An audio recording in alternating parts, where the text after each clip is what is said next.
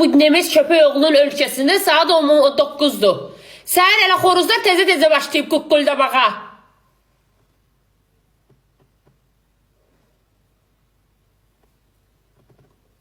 Mən deyək rahatam, evim gül kimi.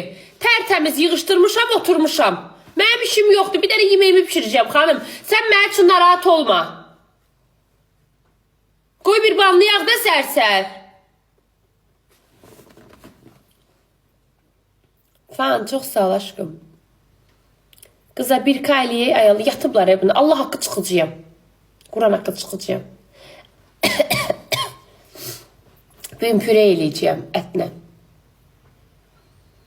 Aliyev, sağ ol kardeş.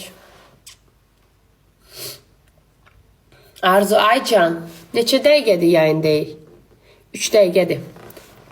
Solim, necəsən balam? Ne var ne yok? Kızlar buram bir kaliye, 3 dəqiqədir yayındayıq.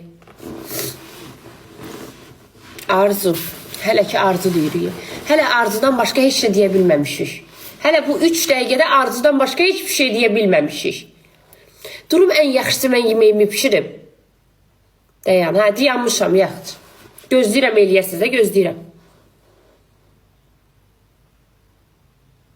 Deyən göstərim, görün bədənim.